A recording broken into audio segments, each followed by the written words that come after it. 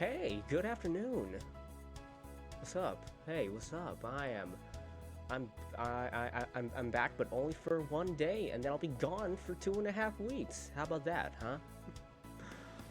How y'all doing? I am very much done with as much packing as I think that I need for this trip. Yeah, I'm finally done. Also, I did take a nap right after I was done too, so I could have streamed earlier, but I decided to give myself a little bit more sleep. Because to be honest, I haven't been sleeping well the past couple days. Been kind of restless, been pretty restless, so hopefully that gets rectified with this flight. I'm flying out Monday. For those of you that don't know, I'll be flying out Monday towards the middle of the Americas. Because, hey, I don't know why, but apparently where I work, they just hold all of their training courses over there for some reason. Meaning they're spending literally like thousands every so often to fly people to and from that location from many different parts of the country. Wouldn't it have been nice to have a West and East Coast location for the training facility? Yes, it would have. But that's not the case. That is absolutely not the case, and I am very much disappointed in that. I would have loved to have just a West Coast location, so I only have to fly once. I would love to have flown only, like, well, actually, I still have to fly to and from, but but the flights wouldn't be so long. I don't have to go to, like, layovers in whatever kind of state they booked my layover in. Because, man, I just want a straight shot to there and from there. In fact, if it was close enough, maybe drive there. I would have loved that. If the training facility was like somewhere like near where I lived, even if it's like what, an hour or two away, that would have been perfect. I would have loved that. Unfortunately, that's just not the case. And now I have to fly out and then miss streaming for 2.5 weeks. I'm pretty much just, I really don't like going over there. I've already been there several years ago. And let me tell you, it's not a fun place. Because here's the thing. I am not the type to live out there in the middle of the America. Cause man is life really slow there. Life is really slow because there's barely anything to do out there. Sure, you get the benefit of life feeling very elongated, but I'd rather have, I'd rather have some activity to do. Like, I'd rather have some activity outside available to me within arm's reach, rather than, hey, what can you do outside here? Turns out, not much. You can go to a museum. You can go to, I guess, you can drive around the Flatlands for a bit, because there's only like one national park quite a bit away or something like that. Man. Hey Chromo Chris, what's up? Hey, what's up? How you doing? Me, I'm just basically venting about how much I don't want to go on this work trip because, man, it sucks that I kind of have to in order to keep my, like, promotion. But, well, so be it, right? Yeah. Yeah, it's good that you're doing well. Yeah. Man, shoot, like I was just saying like a couple minutes ago, the main problem I have with my like work trip is that the travel time is just way too long for me. I mean, I'm not going anywhere out of country. I'm literally going to the middle of America, but my workplace could have the ample opportunity to just have a West and an East training facility for stuff like this, and then they just said, hey, yeah, no, we're just gonna have one facility because we don't want to spend money on two facilities, even though in the long run it would save us money, because we don't have to fly so many people like out, or like something like that. But man,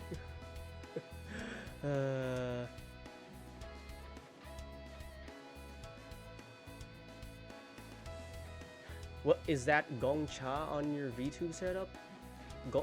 Gongcha? I'm so sorry. I'm not sure what Gongcha refers to.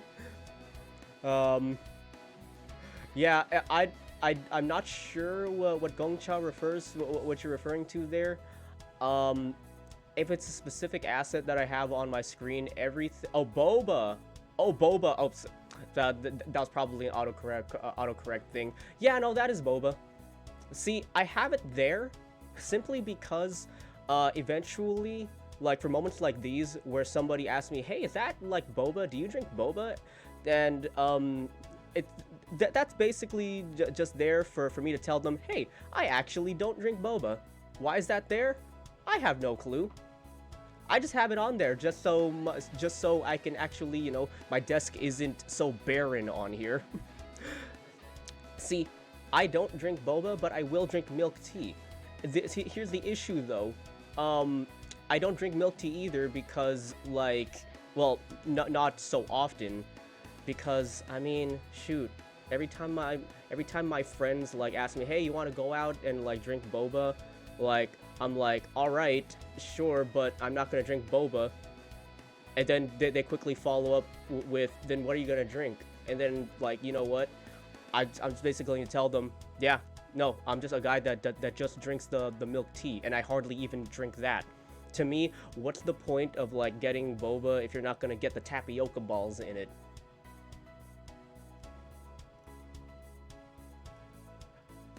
See, honestly, I don't drink. I just have this here. I just have this here, so I can just like, basically retort to people, hey, do you actually drink boba? And I'll tell them, no, I don't. And then they're gonna follow up with, so why is that there? And I'm just gonna follow up with, hey, wouldn't you like to know? Man. I have drunk, but I have tried like boba before. Not too wild of flavors, probably only like, shoot, mango? I think that's the only one I've tried. Like, tapioca balls and all. I don't think I've ever tried one with like rainbow jelly, but every time I've had like, I've tried boba, I just couldn't. For some reason, I'm very texture sensitive when it comes to these things. Oh, Chroma Chris, thank you for the follow. Finishing. I need to finish my thought though. I've tried this before. Wait, now I can't finish my thought. Dang it! Why does my notification sound have to be so loud on my end? Man. But still though, thanks for the follow, my guy. Oh yeah, so okay, so here's the thing. One of the big reasons why I don't like boba myself is because textural reasons. When I have a drink, I want to drink something where the texture is just like this. This has no like very weird like slightly like gelatinous-y like chewy things in there. Like, this is why, like, even as a Filipino myself, I don't like halo because there's too many textures for a drink that I can be comfortable with. No, that's way too many textures. When I have a drink, I want to have a drink. Like, the most I'll go is like a milkshake, and I don't want like a really like rough milkshake either. I want a smooth one. Though ones with little like icy chunks in there, those are fine. But anything more than that, like, shoot, my friends tell me I'm very vanilla for this. Also, ironically, well, funnily enough, one of the only milkshake flavors that I will drink is vanilla. So yes, I am a very vanilla person. when it comes to drinks. In fact, you know what? I'm just gonna ramble even past this. I hardly even drink anything that's flavored. Shoot. Well, that's flavored anything more other than like something dairy or like. So you would say you're a picky person? Funnily enough, I don't think so. I'm definitely not picky when it comes to food. No. When it comes to food, you can like plop something down in front of me and I'm like, shit, I'll try that. Why not? Cool. But for some reason, drinks is where I'm very picky for some reason. It's just drinks. Because I think this is just basically like, man, when I was growing up, I didn't drink much. I only drank literally like milk and water, and later on in life I expanded that to coffee, I think, but even now I sworn off coffee or anything caffeinated. So I haven't really made any like progress on that front, but on the eating front, I definitely say I'm not a picky person anymore. I mean, there are certain flavor profiles that I will be a little bit more weary of, like super sour tasting stuff. But aside from that, shoot, when it comes to food, I'm not very picky. When it comes to drinks, yes, you bet. I'm very picky. I'm absolutely very picky. Yeah. But yeah, and the thing is, like, I was picky all around back when I was really young. And I think the reason for that when I was really young was simply because I tried to expand my palate using with the wrong dish, and I think the ensuring gag reflex that happened when I was younger made me very like weary of just trying new things every time after that, until I think maybe high school, because in high school, well, actually, maybe even before high school, between middle school and high school, that's when I finally expanded my palate because, and I'm forever thankful for this kind of like flavor profile, for expanding my taste. Would you count spicy as like a flavor profile? Well, in this context, I tried something spicy for the first time for a food that I was already familiar with, which was pizza. And I mean, shoot, like, I used to be like kinda against like spicy foods because I didn't like the feeling it created like in my mouth. But just at that time when I tried like red chili flakes on a pizza, I was like, yo, this is kind of fire now. I don't know what changed, but I like this.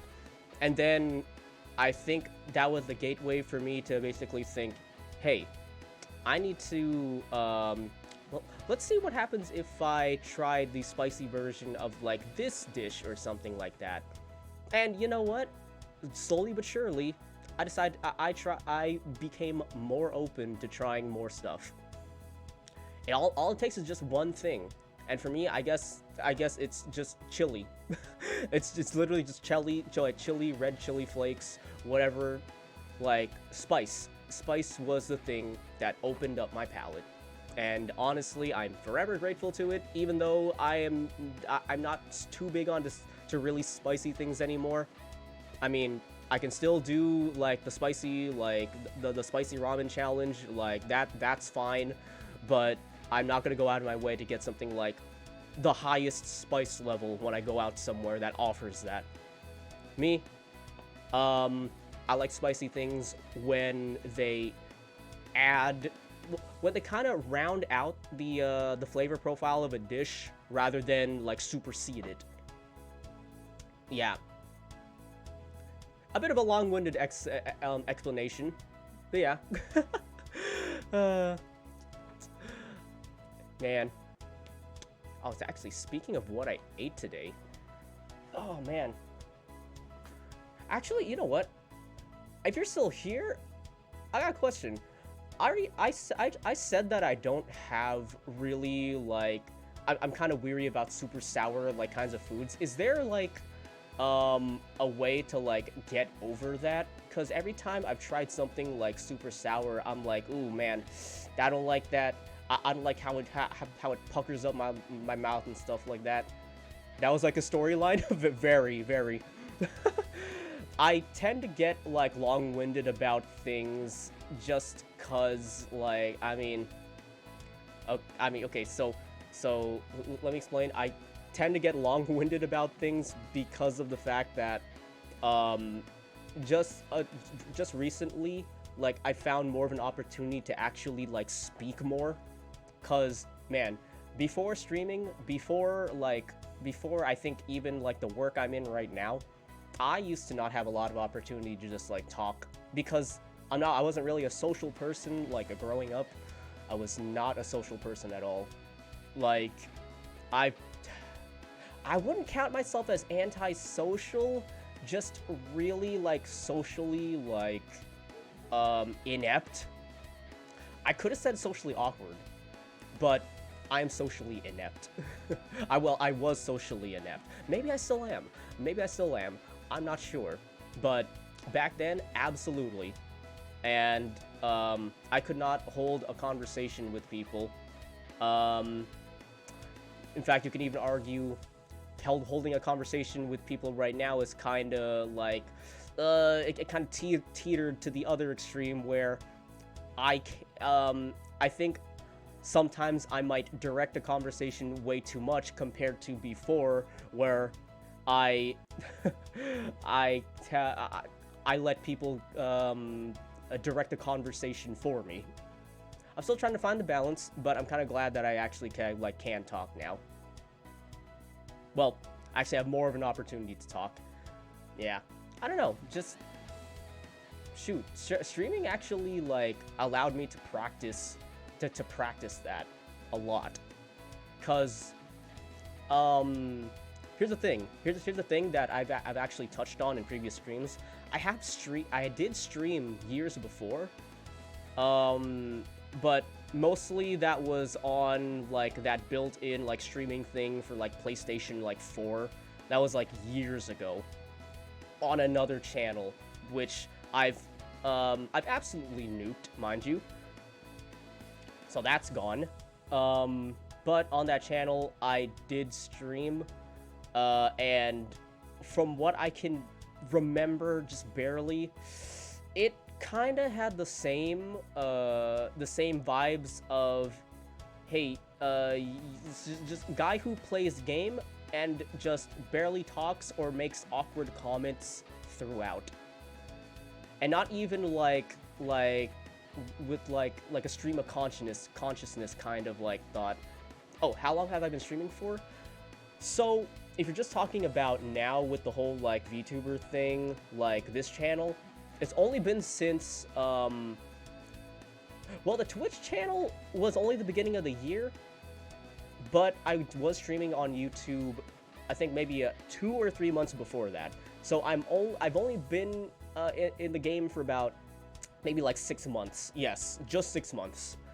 So there's that. But if you're including the time that I was streaming, just before, like years ago, I guess combined that would be like maybe like almost a year of streaming. But I mean, there was a large gap between then and now, and then was very different compared to now, because then, oh my god, where am I from? I am from West Coast America. Just West Coast America. Yeah. And honestly, like, just I keep saying West Coast America, like, obviously because I don't want to say exactly where I am, but also because I want to drive, I want to drive the point home that where I live in West Coast America is so like dull, but for some reason not as dull as Middle America, say like Oklahoma, for example. I don't find where I live as dull as there, but that's because that's just a different kind of area that I just can't really like vibe with personally. That's okay. That's so far. Yeah, that is pretty far, huh? That is pretty far. Man. No, but yeah. So in terms of like how long I've been streaming, I've only really been streaming, say, like, I only count really like this channel and also the channel that I have on like YouTube right now, just only like 6 months. So I've barely gotten a start. I've wanted to start it, I wanted to start for so long. In fact, I wanted to start streaming again since the beginning of 2021 even, because I have a personal goal when it comes to streaming. Like, my lofty goal when it comes to streaming is to gain enough, like, experience and, expanding, like, my horizons enough to be able to be picked up by a VTuber company. And, see, that's the lofty goal, mind you. That's the lofty goal. The more concrete and realistic one, for me, is simply just to, you know, just to do this as a hobby, to use it to detox from work, because work, obviously, super stressful. I'm not in a sector where I'm actually, like, passionate about, so when I go to work, it's basically, like, I'm mentally, like, just, like, or, like, mentally dead, because it's like, man, I have a comfortable, like, I have a comfortable living, but it's not really, like, evoking of anything in me, you know? Yeah. So, yeah. The more concrete goal with streaming is just to, yeah, no, I am Filipino. I am Filipino. Actually, I should have that in my channel description. I should actually have that in my channel description if I'm correct. Oh, and if you're wondering, I may be Filipino, but don't expect me to actually speak a lick of, like, Tagalog at all.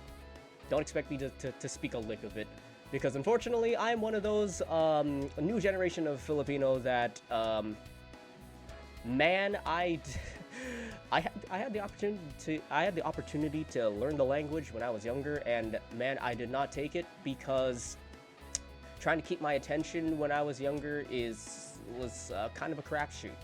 In fact, it even is now. It is kind of a crapshoot to keep my attention. So, yeah. Unfortunately. But hey. At the very least, I'm very aware of, like, my culture's food, I guess, maybe? I've never been to the homeland before. If that's also what you're wondering as well. I've also never been to, like, the homeland either. And the reason why I answer with that is cuz, like, I was asking because you're trying to pick up some Filipino girls. So here's the thing, Chris. Unfortunately, I cannot help you with that at all. I literally cannot help you with that, and it's not because, like, oh no, man, I can't, I'm not gonna give advice to people. I literally can't give advice to people, because, not only am I very, like, I guess, like, culturally disconnected with my people, I've also never had experience in that field at all, like, relationships and all that. Yeah, I've never had experience with that, so, like, I can't give you any advice there, unfortunately. Sorry, my guy.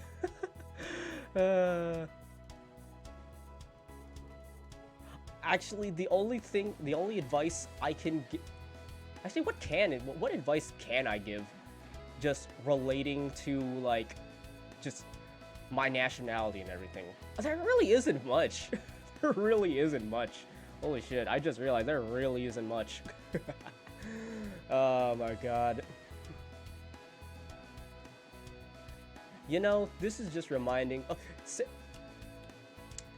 Chris, I don't know if you're like Filipino or not, but I'm about to get into just, like, a little bit of a tangent, because what you just asked is just reminding me of just the several times, and this is recent, the several times I was basically asked by, I guess, family and friends, hey, do you want to talk with this so-and-so from the Philippines. I think you'll get along, etc. and so forth. Hey, guess what? She's a nurse.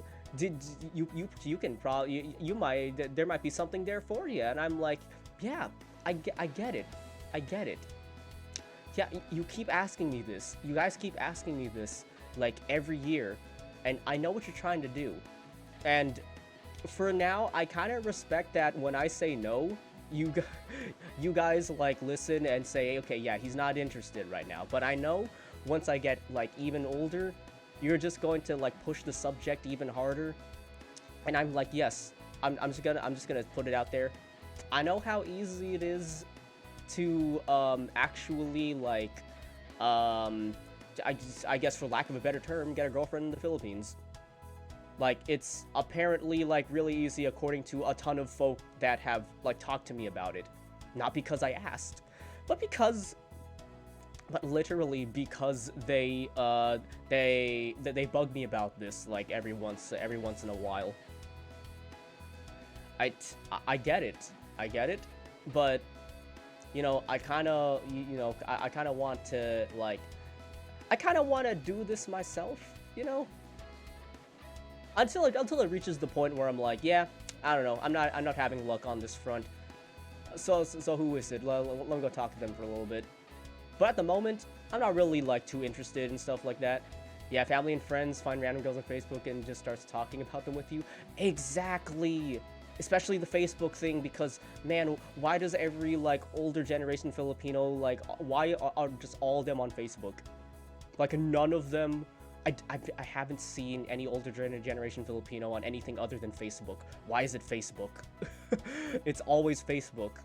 Like, shoot, my mom, my aunt, well, all my aunts, my uncle.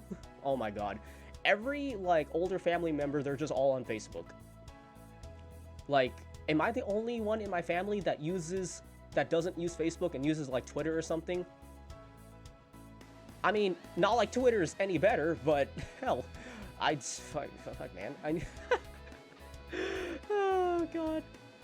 No, but basically where I was leading the story into was, hey, there was this one time at work, well, actually several times. Yeah, maybe like, I think it happened like 2 or 3 times already, where it wasn't a family member, nor was it a family friend. Literally, just random like Filipino dudes at my work, like, just strike up a conversation for me, and then ask me, hey, do you want to talk to my niece? She's trying to get over to here from the Philippines. And I'm like, wow. If I had a nickel for every time now that someone has been trying to set me up with their niece, I mean, I'd have like maybe 2 or 3 nickels, but it's weird that it happened like 2 or 3 times already. And it wasn't from the same guy. It was from like a couple of different people. I'm like, really? Man. Shit, dude. I mean, I get what you're trying to do here. Like, I know that getting married to someone is like it makes the transition of getting them over to America like much easier. I get that. Is it because you're good looking or what? I would not say I'm good looking, and that is not self-deprecating. I just wouldn't say that like I'm a good looking person. I'd say I'm pretty decent, but it's simply because I guess I'm just a young Filipino guy in a decently like paying career right now, and they see that, and then it's like, no, I think this guy is gonna be the ticket for like this family member to get over to America and stuff like that. It's like, for some reason, if you're fuck, man, it's basically like it's basically because of that, I guess. Just because I'm young enough, and also I'm in like a decent like career choice. That's basically it. Like, whenever anybody, like, asks, whenever anybody that's not, like, family asks me, hey, you want to talk with this person in the Philippines, it just, I really hate to say this, but just assume it's because they want to try to find a way to bring, like, a family member, like, over to America without having to go through all of the troubles with, like, immigration and all of that. Just assume that. Man. Which, I understand. I completely understand. I just don't want to, like, I just don't feel like I want to take a part in that right now. Like, I get it, but, like, that's not for me right now. See, for me, when it comes to getting, like, a girlfriend and everything, I'm just gonna do this shit myself. If I end up talking with someone that I jive with, then hell yeah. Doesn't matter, like, if they're Filipino or not. Like, if you vibe with someone and you can tell yourself, hey yo, I can be with y'all for the long haul, that's good enough for me. Yep, that's literally all I'm looking for. Because, man, when it comes to actually getting with someone, I just want to get with someone that, like, I'm not getting with them because I'm very, like, enamored with them. Obviously, that's important. That's important for the initial hump.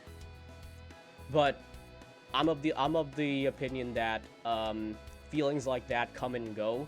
So when feelings like that go for a bit, if the person there is somebody that you can just jive with as, like, a good friend or something, like a really good friend, then shoot, that's perfect. That's perfect. Like, when I'm looking for, like, okay, see, for me, when I'm looking for a girlfriend, I'm looking for someone that I can both be like, yeah, you know what, I'm attracted to you, but I can also see us just, like, hanging out and just, like, having a good time just without the pretense of, like, being, like, in, like, a close relationship and all that. If I can see that, and also the other thing, hell yeah, that's perfect. That's perfect for me. I haven't found someone like that yet. So, I guess you can say I'm very picky, but hell, with the high divorce rate in my country right now, do you blame me? Do you blame me?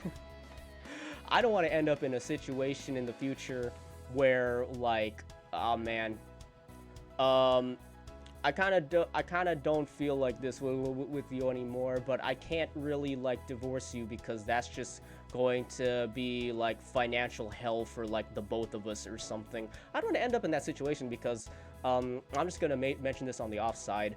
One of my family members is already going through that. So, and has already decided, yeah, we'll just stick together because, hell, that's just, like, like, why go through the trouble of it? I mean, I can stand, like, your existence, just, like, on the daily, that's fine, I guess. Yeah, it kind of sucks to, like, see marriages like that, like, break down to that kind of point, instead of just straight up splitting, but yeah, I don't want to end up in that situation. Yeah. Yeah, no, that's just me. That's just me. Man. You know, actually, this also reminds me of another thing, too. Oh, man. I think there was one time that I was close on taking up someone's offer. And it's not because, like, I was really looking for someone at the time. I think it was because I was really curious as to how the process actually goes. Like, not the, like, technical process of, like, hey, how do you immigrate them from the Philippines over to here, but more so, like, hey, what is this, like, if I say yes to someone and they have me start talking to, like, their niece or something, what, how does that go? I was very close, but I think the thing that had me say, hey, I'll think about it and then never bring it up again, was that they started to show me so many pictures of their niece to a point where I'm like, okay, you don't have to show me this many pictures. I get it. I know what she looks like now. I get she's a nurse. I get she's going through nursing school. But please, I just want to get my work done. I'm here at work. I just want to get my work done so I don't have to worry about it for the rest of the day. Why do you keep talking with me about this? Like, I think you made your point. Seriously, like 15 minutes ago, and you're still talking to me about this. And, you know, that kind of just, I mean, you kind of know where that ended up. I just can't. Man. So yeah, I told them I'll think about it and then never brought it up to them again. And now I just share, like, that glance of hello at, like, work with them now. Just like I do with a lot of my coworkers. By the way, completely unrelated, did you know just how like dead I feel about like work? I think I've finally reached that point in like working at the place that I do where I'm like, hey, I go into work, everything is a haze, I exit work, and then now I don't have to think, well, actually, I don't have to think about it most of the time.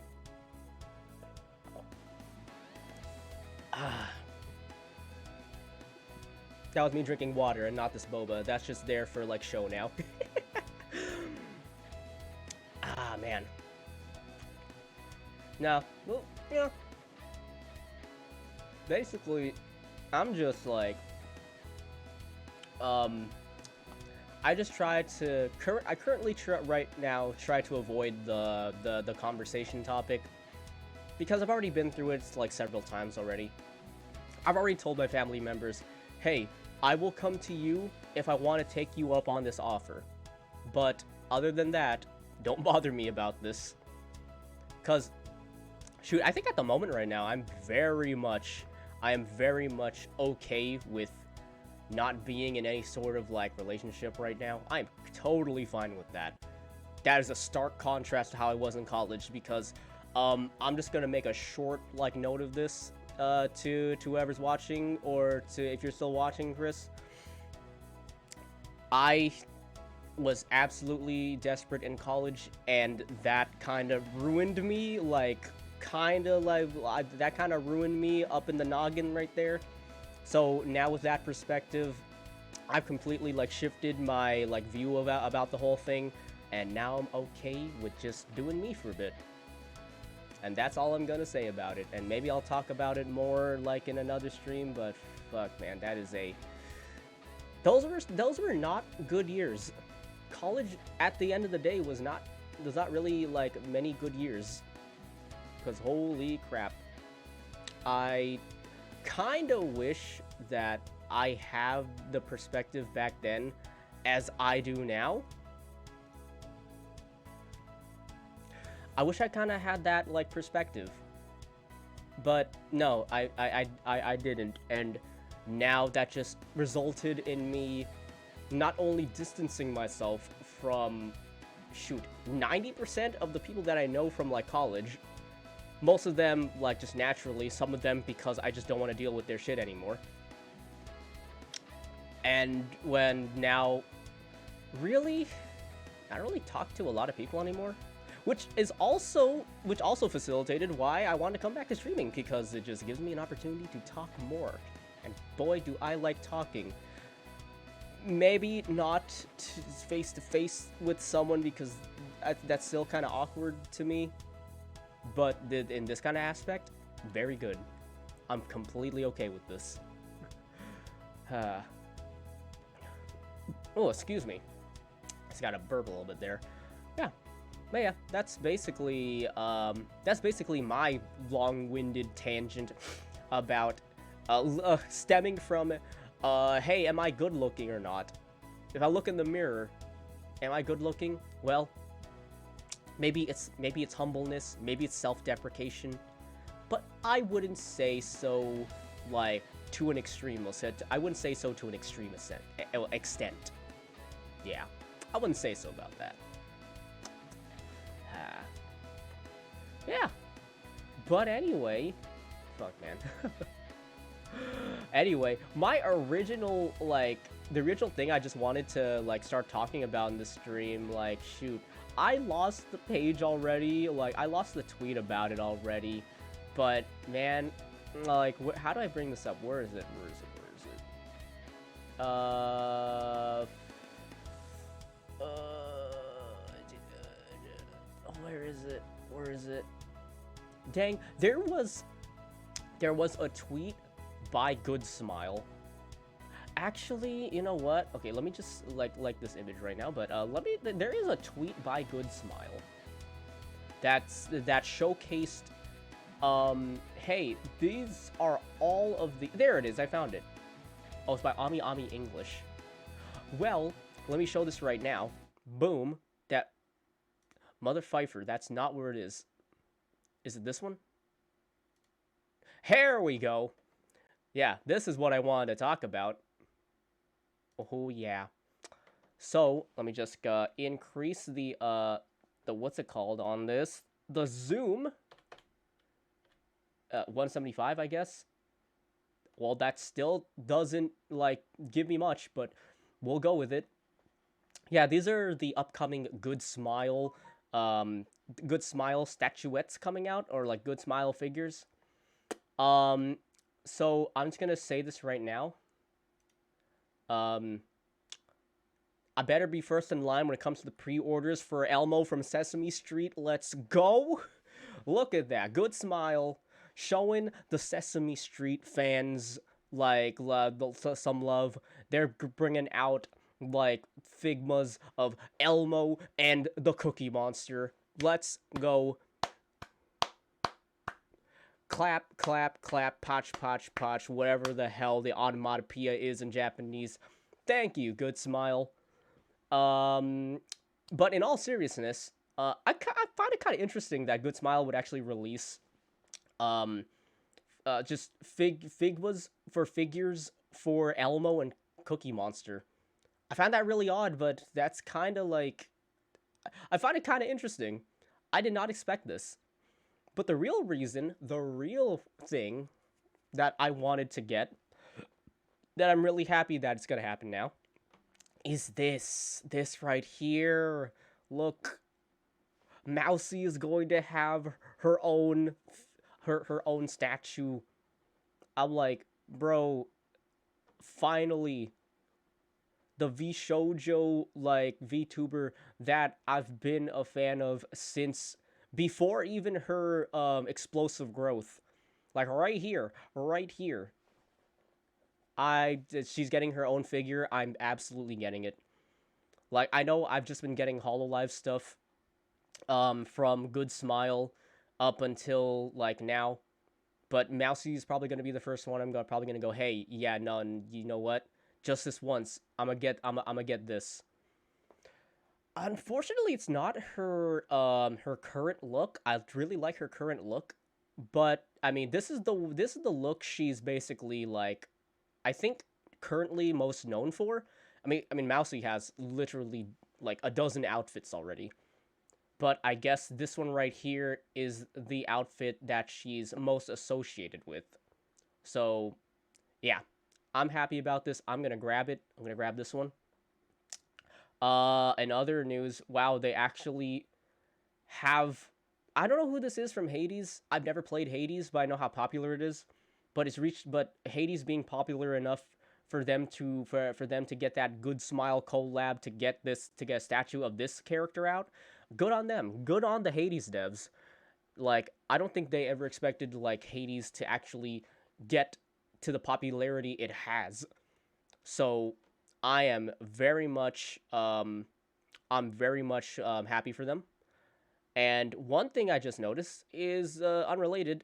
I forgot to, I don't have any music on this scene. Give me a second. Let me grab this track. Where the hell is it? Copy. Fucking put this in here. Boom. There you go. Now we got music again. My bad. We got music again. No, but yeah. Good on the devs for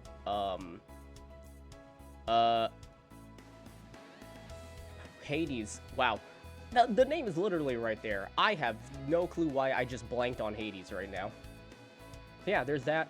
What's coming up also is... Oh, really? Atelier Sophie. Atelier Sophie. So there's Sophie, and then there's also this girl from Doki Doki Literature Club. I know my video games. I know my video games. Shut up. I know my video games. Shut the hell up. So we got Genshin characters, obviously. Why wouldn't there be Genshin characters? You got Big Daddy Zhongli. Fucking obviously. Isn't he like the most popular male character in Genshin? Isn't he like the most popular male character in Genshin right now? I think he is. I think he is.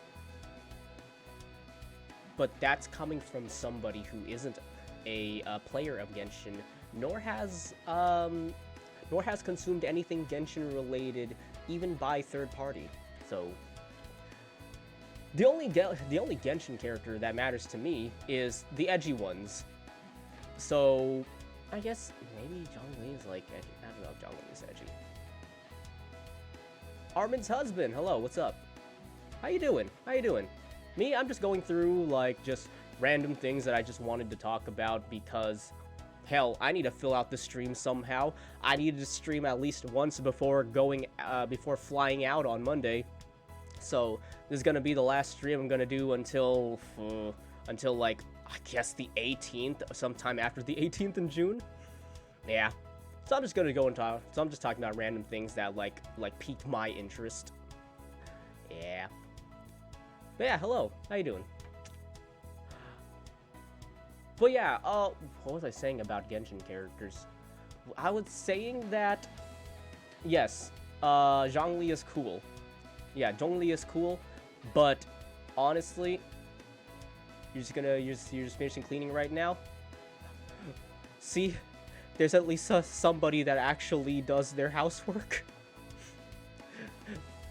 I wish I could do that, but man, I'm the kind of person that says, "Hey, I'll get that done eventually," and then the dishes pile up, and then I'm like, "Man, I should have done this a while ago. Maybe I should do it now," and then something distracts me again. Oh boy, oh jeez, man.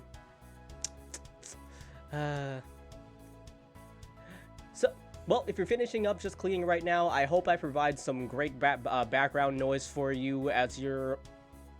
I don't even know what you're cleaning up right now. If it's dishes, I guess, like, I hope I provide good background noise for when you're wiping off that last bit of, like, macaroni off the plate or something. No, but like I was saying, the only characters that matter to me in Genshin, or the ones that I will play, if I ever get to playing Genshin, which I highly doubt, because I don't have the time for that right now, or the money, or the finances, or the money again, because, goddamn. The only characters that matter to me in Genshin is the edgy ones like Fischl. Fischl being my favorite, because, man, I'm very weak to Chunies. You're the same way, it takes like 2 months to pick up 3 pieces of trash. Man, oh man, I feel that. Shoot. I see. Side note here. I've been meaning to just clean up my room, and it took me up until now to finally try to organize everything. But man, my room was in a state of duress. Well, duress to my standards. For like the past like a month or two already. So just eventually when I get done, I'm gonna see this room being all like nice, clean, and organized, and then just a couple weeks later, it's just gonna be in a state of just like hell again. Because man, wouldn't it be nice for me to finally like, tell myself, you don't need these boxes. You don't need these. You're never going to use these again. You're not going to actually return this. It's already past the it's already past the date where you could return these. Also, Armin's husband, thanks for following. Man, just you're not gonna keep these boxes, and I'm like, but what? But they're extra containers I can use, and then you know that kind of snowballs, and then now I just have just random like small boxes in my room that are like, hey, this was for my camera that I'm using right now for face tracking. Hey, what's up? Yeah, this one's for my camera. That one is for the capture card that doesn't work. That one is for the 3DS I had years ago, which I don't know where it is now. And now I just have the box. I just have the box. It's just right there. It's just right there taunting me. It's like you used to play Final Fantasy Explorers on me. You used to play that. But now where is it? Guess what? You lost it. You lost it somewhere here. And you're not going to be able to find it anymore. Who knows? It's probably just in the clutter underneath your bed or something. But I'm here as a reminder to tell you, hey, just, you fucked up. I'm like, fair enough. But why do you, but there's only so much taunting I can take. Yeah. Basically, I just gotta toss away some, like, boxes and, like, just useless, like, manuals for, stuff that I got off like, Amazon. So I still gotta do that. And also make my bed. If making your bed just includes actually folding that, that blanket you use instead of, like, the comforter. I mean, I have a comforter on my bed, but, man, I just, like, I'd rather just use a blanket instead of disturbing the comforter more than I already do. Yeah. Anyway, that was a tangent. What was I talking about before? Yes, my favorite Genshin character is Fischl. Yes, there you go. That's all I literally wanted to say. Also, Raiden Shogun is pretty cool too. All the electric characters in Genshin are kind of baller, so if I ever play Genshin, I'm gonna be that one guy that tries to like get all the characters of just like one element, which I don't think that's possible anymore because hey, it's a gacha game. The banners are probably gone, never to be able to be gotten again. I probably can't even get Raiden. I heard Fischl you can still get though because she's not a 5-star. However, if there is a 5-star Fischl, then I will probably miss that, and then I'll probably settle with the 4-star Fischl. Which then, I guess, there's an upgrading system in Genshin that, I guess, elevates her rarity to, like, 6 stars or something? I don't know. I don't know Genshin. The only time I experience Genshin is when one of my online friends talks to me about just how annoyed he is with the Genshin grind and everything, the story, with the etc. and so forth, and I'm like, you're not convincing me to buy Genshin, my guy. You're convincing me to stay away from Genshin, which honestly I appreciate. I appreciate, mind you. I appreciate that, my dog. I appreciate that. But yeah. Good smile. Genshin figures. Maybe I'll get the Raiden Shogun one. But I'm keeping my eyes out for the Fischl. I'm keeping my eyes out for Fischl. God, why do I like Chuny characters so much? Oh, God. You haven't played Genshin since last year. So confusing. Yo, I feel it. I feel it. Like, I feel it, my dog. Genshin, if I get into Genshin right now, it's going to be so confusing to me. Because, like, here's the thing about, like, live service games or, like, online games in general. I want to get into them when they start out. If I get into them when, like, in the thick of it, it will... my retention on it is going to be very low. Because there's going to be a whole bunch of systems that I now need to learn in order to keep up with everybody. And that's kind of, like, the thing that I really don't like about getting into these kinds of games, like, in the middle of it. Okay, sometimes I was able to stay for longer than, like, I thought I would have. Like, in cases of, like, say, Destiny 2, for example. Which I don't play anymore, mind you. But Destiny 2, I got into the middle of it. And that was only basically facilitated because of the fact that I had friends to play with. If I get into something solo, boy, you can tell me, like, it is very unlikely that I am to, like, stay with the game.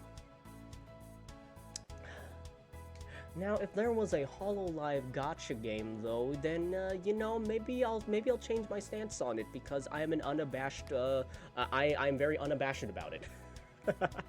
But, yeah, no, I don't know if that's gonna happen. We still got Hollow Earth coming out eventually, maybe in, like, 2024 or 2023 or something. But for now, I'm safe from the gacha. And I take pride in that, actually, now. I actually take pride in the fact that I am not, like, I have not, like, succumbed to the mobage gaming. I'm very surprised about that. Like, I don't think I've ever, like, played a mobage type of game since, oh, man, since Fire Emblem, that one Fire Emblem mobile game? Yeah, I haven't, like, played a mobage since then, and I didn't even, like, spend money on it. I guess I'm kind of in a spot where I know just how dangerous mobage and gacha are because of the people around me being into that shit. And oh my god, I don't want to, I know for a fact that if I got into, like, the whole mobage scene early, I would end up broke. I would be broke right now. I wouldn't even be streaming. I would be broke. So, I'm glad that I was able to develop the self-control. And then, you know, I just I just remembered right now that, I did play Phantasy Star Online 2, not New Genesis, and I did spend some money on rolling for cosmetics, so maybe I actually didn't have self-control at that point. Yeah, you know what? Yeah, you know what? Maybe I just realized that everything I just said, yeah, that could have been a lie because of Phantasy Star Online 2. Another reason for me to resent the series as it is right now. And fucking hell, man, Phantasy Star Online 2 was one of my favorite game series of all time.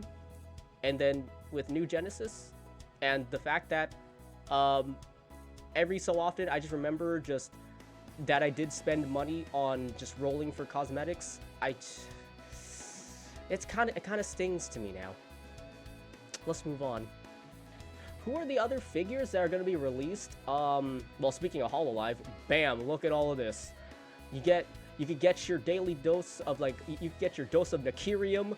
There's Ayame. There's Sui. There's Suisei. Oh boy, I've always wanted like a Suisei like figure. Ah man, it's not like it's not an actual like normal figure like Noelle and like Flare here. But I mean, this is something. I don't know if Suisei is ever going to like release like a full body figure like a full figure like this. So maybe I'll do it. But I mean, if this was like a figure like these two, I would have been in on that in a heartbeat. Absolutely, I would have been in on that on a heartbeat. Like Suisei was my first I think it was the first Holo member I actually watched. Like, she was the first Holo member I actually watched, and that was for her Tetris 99 streams, because I learned about her because people were talking about how insanely good she is at like Tetris, and that she was able to go toe-to-toe with one of the best Tetris players in like Japan or something. And that's kind of insane. That's kind of insane to still even think about now, but yeah. Yeah, Suisei was my first, like, step into, the rabbit hole, and, well, you know, thank you. Thank you. Thank you. But still, though, these figures for, like, Noelle and Flare, those are, ooh, man, those are good, too. Now, truthfully, it would have been nice to have Flare's old outfit, but I do recognize that, like, I do know that Flare doesn't really like her old design much, so, hey, this is fine, Though I kind of would like I kind of, though personally for me, it would be nice to see the old outfit at some point. But hey, like, Flair likes this new look for her. I'm totally okay with it. She looks like a half-elf, like, healer type of character in an MMO or something. So, great. She is the healer to Noelle's tank. Boom. You know what? I think I'm even more okay with it now. She could be the healer to her tank. Man. Someone probably thought of that already, but fuck it. I'm here. I'm saying that right now for myself. So that's cool. That's cool. That's cool. So let's see. Who else is here? Oh, that horse girl gacha game. Now, I don't know if anybody here played that gacha game, but I hear that game was really popular. Like, I hear that game was really popular in like in Japan, to the point where I think, like, what was her name? Gold something. I mean, she's basically the face of the series, I guess, and I guess she also does performances now, like 3D virtual performances now. That's kind of interesting. But yeah, apparently the gacha game is really popular in Japan because Japan loves horse racing. That I didn't know. I didn't know Japan really likes their horse racing, and that is a fact to me that I'm gonna have to sit on for a bit, because I just didn't even know horse racing was still a thing in Japan, but apparently it is, and it's really popular. Now, if only sumo wrestling were as popular as horse racing is, but man, just sumo being so hard-laced into, like, traditions is going to basically hamstringing it from being, like, more widely popular than other, like, forms of entertainment and, like, sports in, like, Japan. But maybe that's also the appeal of sumo. How it's so hard-laced into, like, traditions. And just watching it feels like not only are you watching, like, a sporting competition, but you're also watching something very, like, important culturally to, like, Japan. Yeah. But still, though, I kind of wish it were more. I kind of wish it would actually be more popular than it is, because, man, I'm literally, like, the only person, like, in the West Coast or something that's actually into, like, sumo wrestling. It's great. It's fun to watch because, man, I only need to commit to watching it, like, 4 times, like, a year, and then everything else I could just experience, like, hey, I'll just see what Chris Sumo says about this on, like, YouTube or something like that, or something or other. I have my favorite wrestlers like Abi and Ura, and I'm good with that. That's all I need. I'm good. But anyway, tangent again. These right here are... Oh, that's JoJo. Oh, that's JoJo. I recognize Weather Report. That's the only one I recognize here. This is Weather Report, and this is probably somebody from part, like, 6 or something. Or the part 5. Because, wait. Is Steel Ball Run part 7 or 6? I don't remember. Let me go look that up. Here, I'll just look it up on my other window right here. Steel Ball Run is part 7. Oh, I get it. Okay, so Steel Ball Run is part 7. Okay. Steel Ball Run part 7, gotcha. That means we're on part 6 right now. So, I already, like, told my friends about this, but I am going to start watching JoJo again when they reboot it. When the story reboot happens, which is part 7. Part 7, Steel Ball Run, apparently is one of the best parts in JoJo, and because it's a story reboot, I actually have no conniptions about restarting there, mind you. So yeah, Hopefully that comes in about maybe like next couple years. Or maybe I'll be like, maybe I'll be in, fuck, maybe just, I'll probably be probably somewhat very old by the time that comes out. All I just want to see is that how they handle the Mr. First Stand user in like Steel Ball Run. That's a really weird thing to want to see, but I want to see how are they going to depict Jesus. How are they going to? I mean, it's basically, that's one of the things about Steel Ball Run that for some reason, a lot of people who haven't seen Steel Ball Run, they know of for some reason, is that in the lore of JoJo, the first stand user was Jesus. And I don't even know what kind of stand Jesus actually uses. Let me go look that up too. Let's see. Let's see. Jesus uses... What's a stand?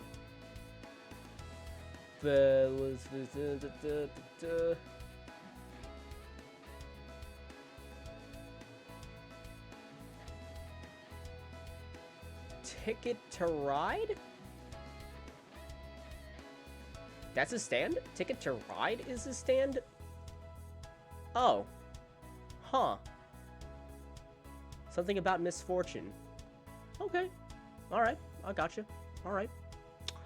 Something about redirecting misfortune. Alright, so there we go. I guess that's his stand. So there's that. I just want to know how they depict it in Part 7 in the anime. Let's see. Now this right here is the last the last page for hey, these are going to come out soon. You got your Vocaloids, because Vocaloids will always be popular no matter what. Nobody will forget about Vocaloids. Though I wish Toho Project was in the same vein, but it looks like the Western world is forgetting about Toho Project. And that just absolutely makes me sad. As a Toho fan from the early 2010s. Please remember Toho Project. Please.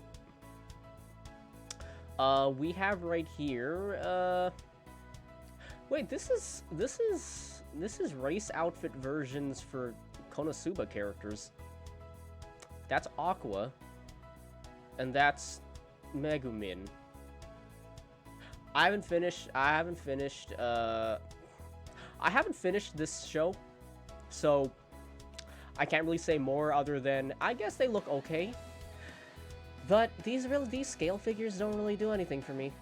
But these though, what the hell? Why are they releasing? They're releasing pop-up parade figures for Femshep and Garrus. What? Femshep and Garrus. You know, that's kind of a thing that, I mean, the more I think about it, the more weird it sounds to me, but also the more it makes sense for who they chose to make pop-up figures for. Because obviously Femshep is the more popular of the two shepherds. Even though male Shep is like a meme lord in and of itself, because thank God for whoever voiced male shepherd. You've essentially, like, memed the guy into maintaining his relevancy, though not as relevant as Femshep, I guess. But then Garrus is just like, this is the guy that everybody likes in Mass Effect, and I understand why. I just don't personally, like jive with him. I just don't personally jive with him. Even though apparently he's apparently, according to Mass Effect fans, as the hot one. And, you know, I get it. Just, I don't know. Maybe this maybe the hard-shelled skin is kind of off-putting me there. But he's a good sniper. There you go. He's a good sniper. I like having him on my team from time to time, but I usually like to have Rex. Rex, I personally like Rex more. I don't know. Actually, was Rex the Rex knew biotics, right? This is just a really weird thought train to be on, but didn't Rex know biotics? I don't know. Was Rex a Vanguard? No, that can't be right. Rex wasn't a Vanguard. Wait, Rex from Mass Effect, was he a Vanguard? Let's see, not Rex. He is, where is, gameplay-wise, please, gameplay-wise, I'm looking for gameplay. He is a, what? You're not gonna tell me what he is? I literally on the wiki page, you're not gonna tell me? He's a Krogan Battlemaster. Yep, okay, so he is essentially a Vanguard. Okay, great. I was right. I remember at least one thing from Mass Effect. And mind you, when it comes to Mass Effect, I'm just gonna say this. First and second game, everything after that, you can probably forget. Those two games are the only ones that exist, okay? Yeah, I'm gonna say it. I'm gonna say it right now. And you can remember that. Okay, so yeah, that's just, that's basically what I wanted to talk about when it comes to just this first. Like, man, I'm gonna get the Mousy figure. As soon as the pre-order drops, I'm gonna grab that shit so fast. Another thing I wanted to talk about, though, let's see. I just wanted to make, like, mention of this, like, channel because apparently, well, actually, let me just get to the channel first over here. Apparently, this channel in Niji-Sanji is popping off. Hyaku Mantenbara Salome. Shalom.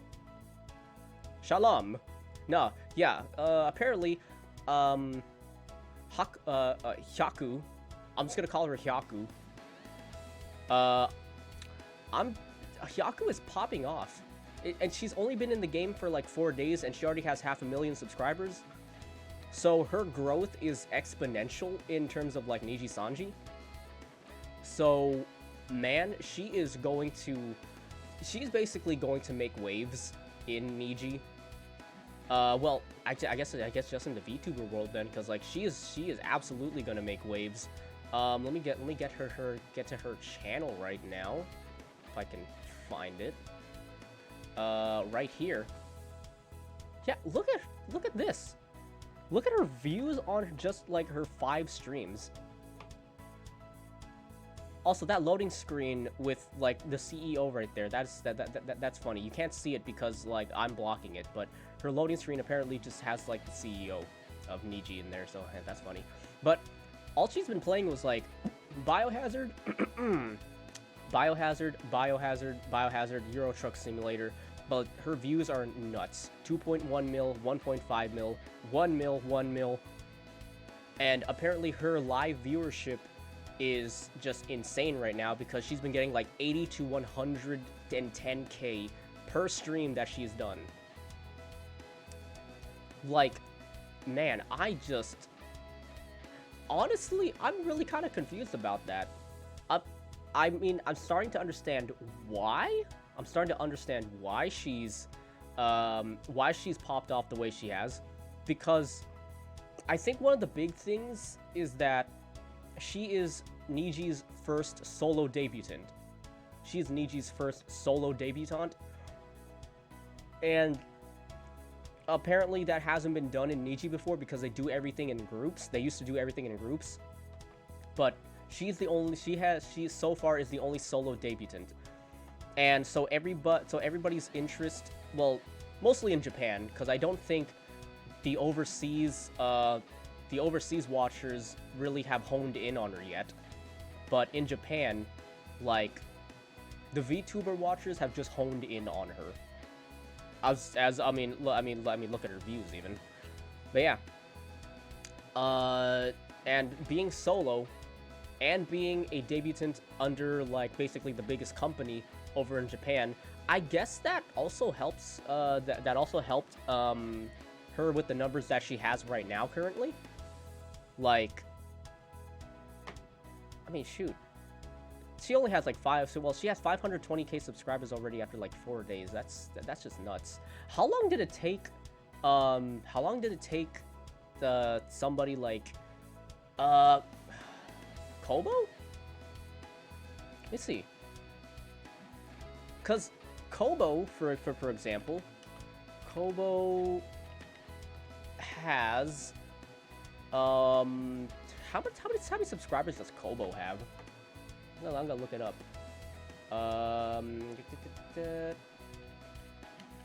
Let's see. Kobo Kaneru, you have. Where's your YouTube channel? Where the hell is your YouTube channel? Is she? Okay, fine. I will do this. Do that. Oh my goodness. That fucking loading screen. I can't even at this point. Yeah. Kobo has like 632, for example. But I think she managed to get like to she broke 500k. She broke 500k in her first month, I think. Let's see. Subscriber growth. Okay.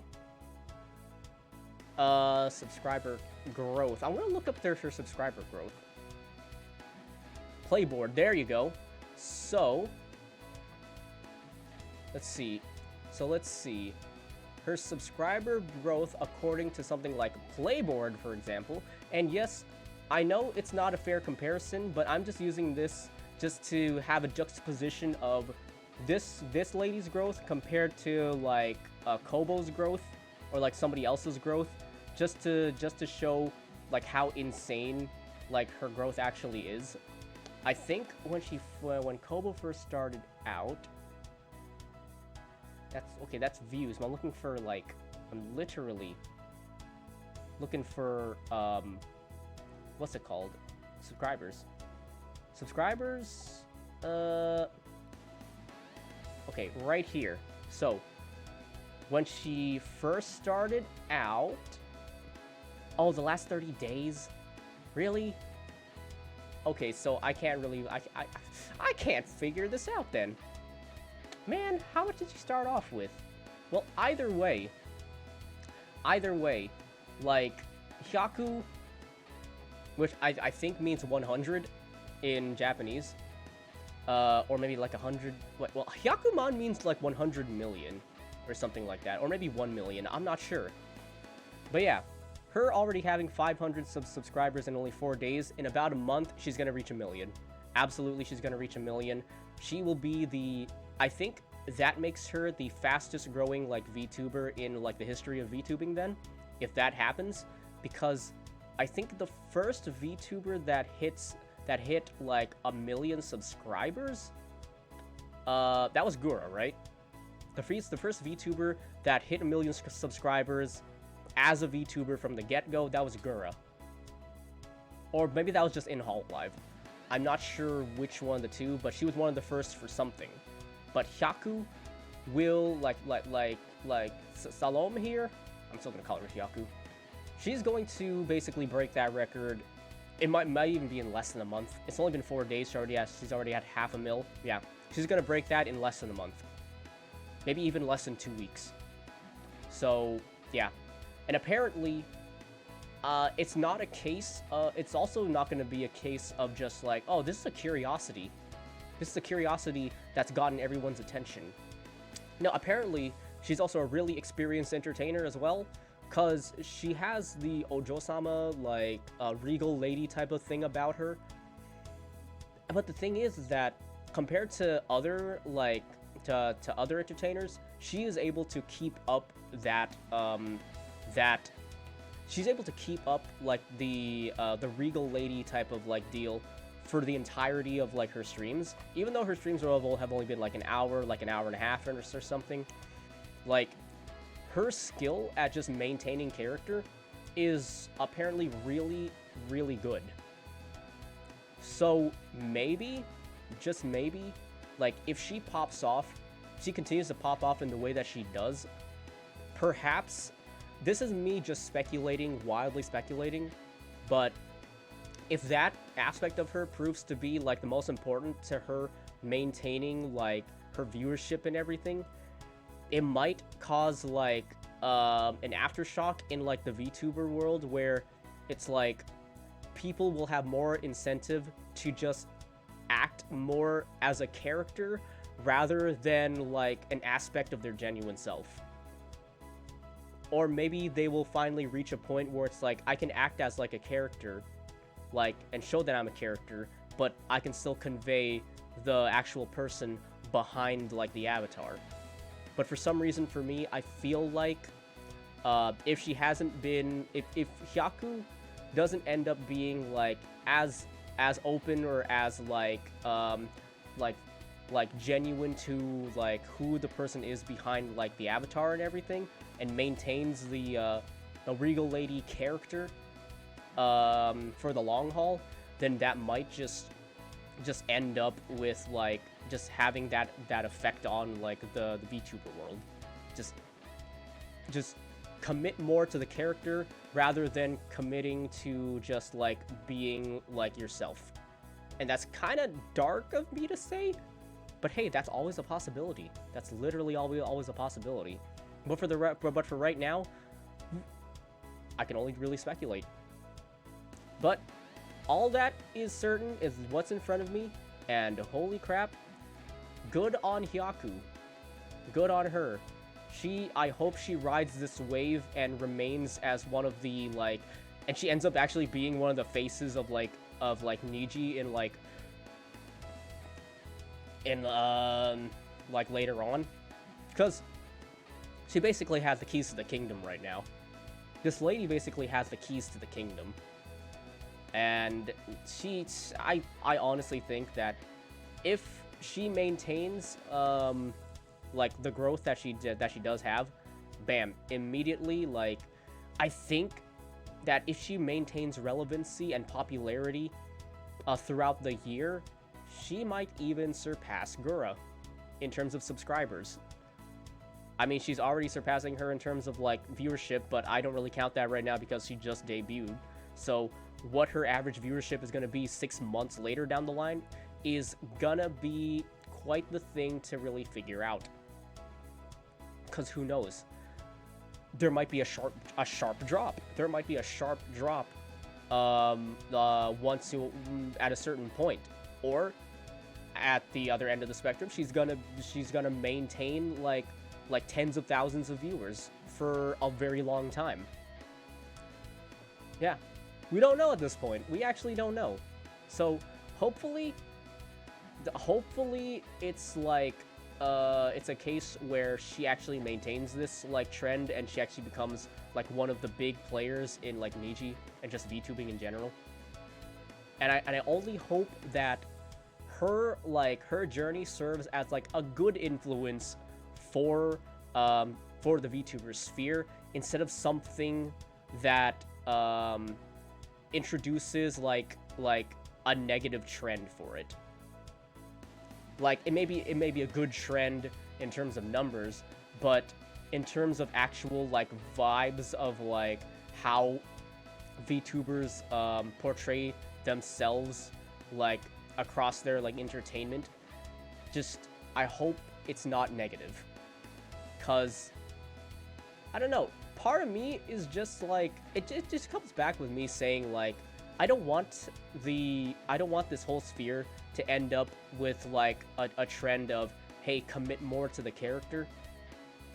Cause man, there are a lot of VTubers right now, even like in very popular companies, that I don't really see them actually like successfully doing that.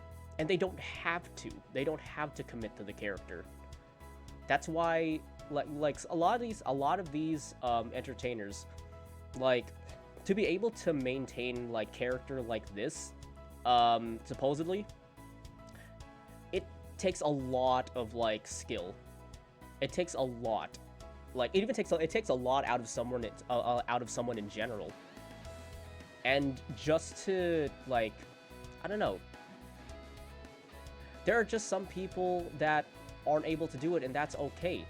Like, you can cut like a path for yourself, just being like who you are.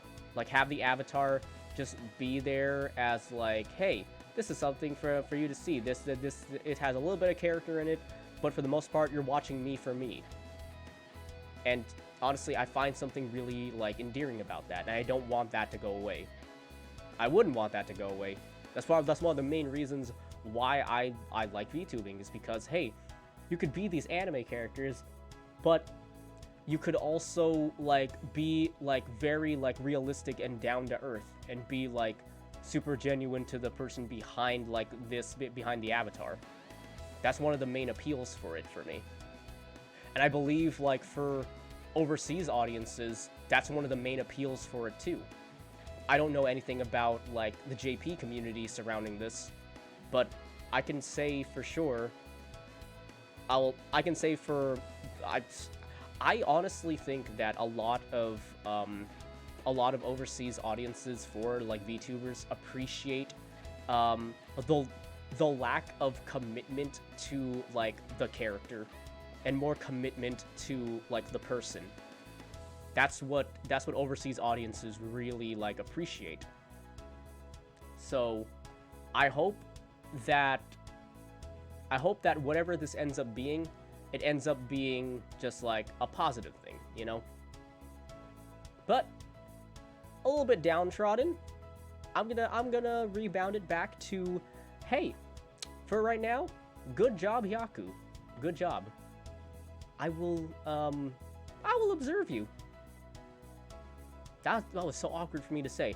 I will keep an eye on you. There we go. I will keep an eye on you and see how you end up being for the long haul. Because I don't think even... I don't think even, like, Luxium got this, like, fanfare to the extent of the fanfare that she's been getting. And it just shows just how much of a different world the JP side of things and is compared to, like, the overseas side of things. Overseas and JP, just every area, like, it still exists in their own bubble. And all this, like, cross-cultural pollination stuff, that is on, like, a smaller scale than what a lot of people think. Now, at what point is there going to be a VTuber that's just universally, like, that's universally looked at in all, like, in a lot of regions? Honestly, for a time, I think it was Gura. And, I think also Coco as well. But that was not to the extent of this lady's viewership, mind you. That was not to the extent of this lady's viewership. But still, her viewership is mainly based in Japan. Her viewership here is mainly based in Japan. I have not, like, heard much of this lady in, like, the overseas sphere at all. So that's just, it just shows just how much of a bubble every area, every sector is still in. So I want to see just a universally looked at VTuber at some point. Maybe we had the opportunity for that during the boom of 2021, but I mean, for someone to still pull numbers like this, maybe we're still in a boom. Who knows? Maybe JP is just in a boom, and overseas has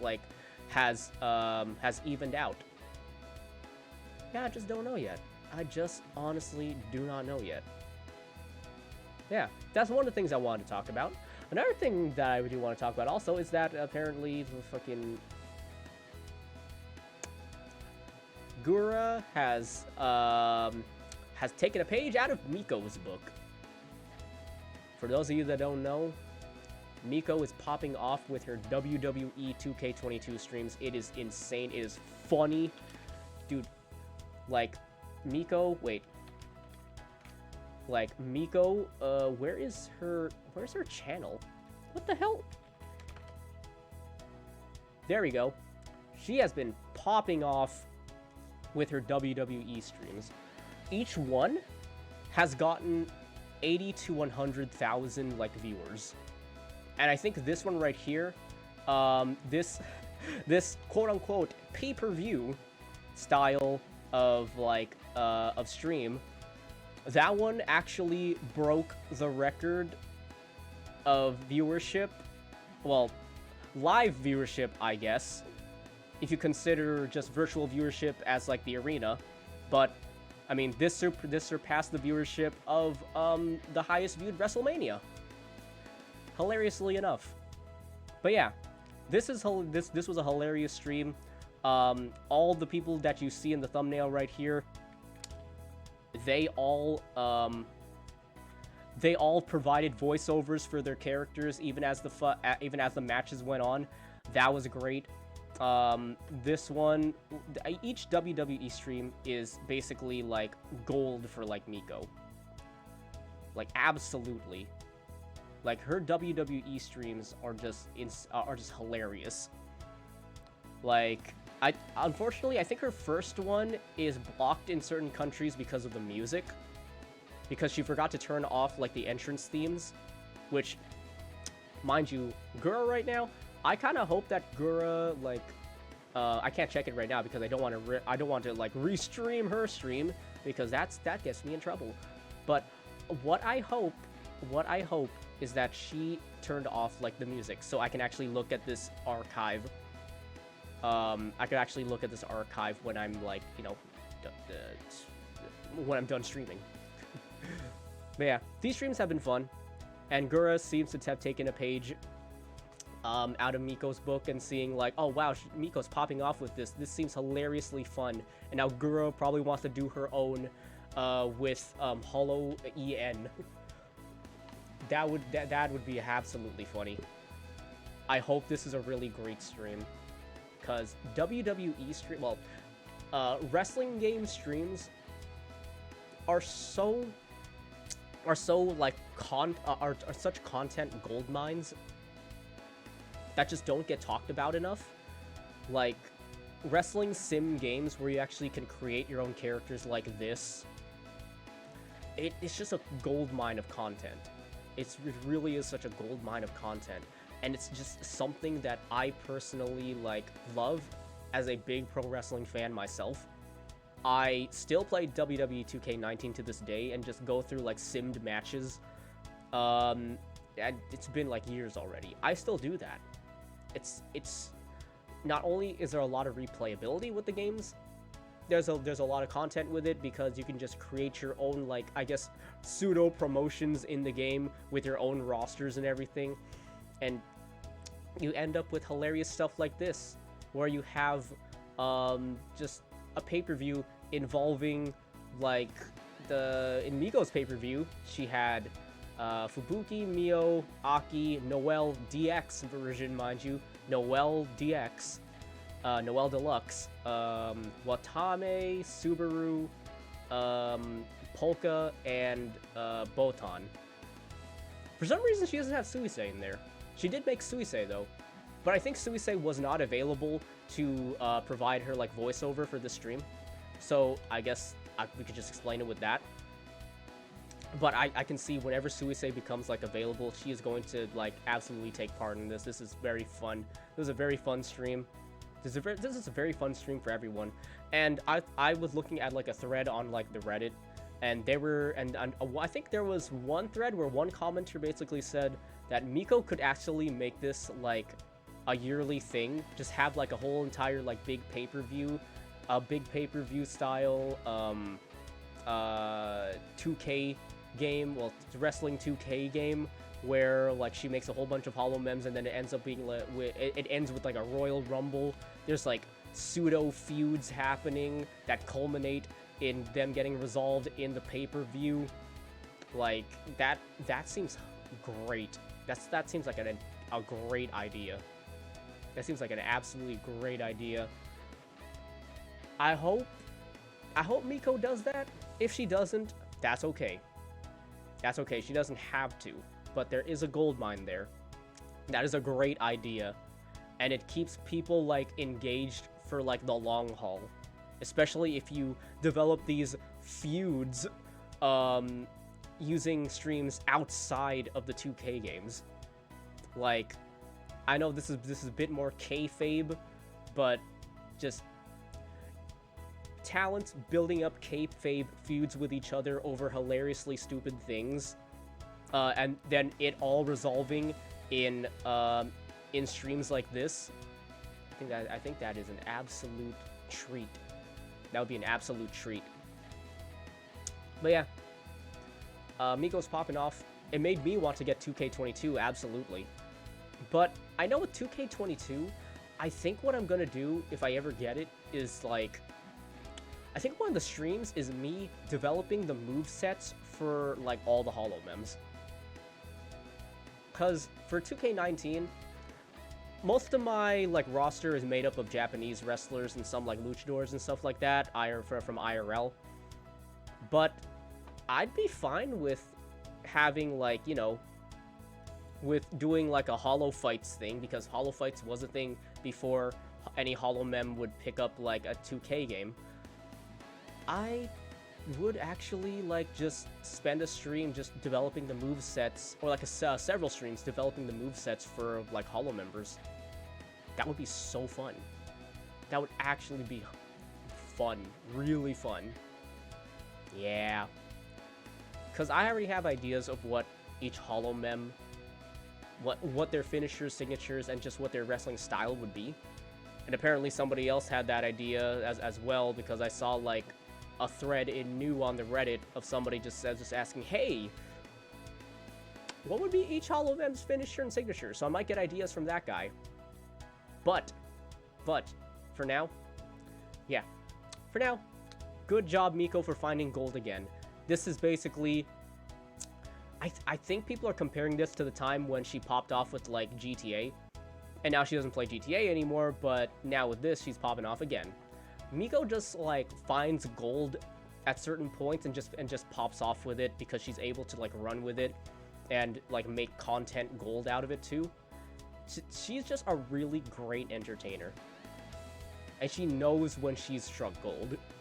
So, Miko, I hope... She is kind of an inspiration, huh? She really is. Good job. Good job to her. But yeah, eventually I want to go and watch this 2K22 stream from Goobis. Apparently Crony is also there too. Like, apparently Crony is there. So, I guess they're gonna have online scrims. Kinda just, that seems really fun. I want to see this. I want to see this, like, even right now. Ah, man. But I'm streaming. I think for the stream, I'm only going to really do, like, 2 hours of, like, streaming. And then, I mean, that's probably enough for me. Like, 2 hours just talking is actually would be my longest just chatting stream. So, yeah. Yeah. I'll probably do that. I think that'll be a decent stream to, like, to leave you guys off with until I come back. Fuck, man. 18th? Yeah, the 18th of June. Damn, wait, I'll be gone for 3 weeks. Wait, this class is 3 weeks? I thought it was only 2 weeks. Like 2.5. That's like 3 full weeks. Oh man, that's 2 weekends. That's right. If it was only 2 weeks, there would be 1 weekend. God. I'm gonna be gone for 3 weeks. I don't like that. Man, I don't like that. 3 weeks of just being gone. God, that's gonna be so boring over there. God, let me tell you something. The middle of America does not, like, appeal to me at all, because not only is life really slow there, but there's literally nothing to do of interest to me out there. That's not saying that there actually is nothing to do out there. It's just nothing of interest to me it can be done out there. So, yeah, I just don't want to be out there. And unfortunately, it's very likely, it might, well, maybe not very likely, but at some point I will have to go back again, because I have to do this twice. I have to pass both classes so I can retain my position at work. Or else I'll get demoted and then I have to wait 6 months to do it all again. So, I hope that doesn't happen. But if it does happen, then, I mean, the benefit of it is that I don't have to go to the middle of the US anymore for a while. But the other problem with, but the problem with it is that I get paid less.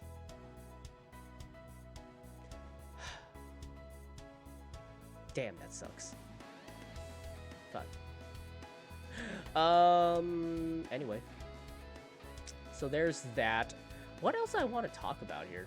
Shit, I'm just trying to figure out what else to talk about, because I've had a lot of things on my mind. I could just talk about like what I'm planning to do to keep my to bear with being over in like over at the training facility for like I guess the 3 weeks that I'm gonna be there. Let me tell you, I'm gonna bring my PS4. Yes, I'm gonna bring my PS4. So I'm gonna bring my PS4 and See, I was thinking of buying a laptop, but unfortunately, I don't have the time for that anymore, so I don't think I'm gonna be getting a laptop. And also, I think streaming over there is gonna be a pain because I'd have to deal with hotel internet, and hotel internet is notoriously garbage. So it's just not worth it, man. It's just not worth it. But I will be bringing my, oh my god, big yawn.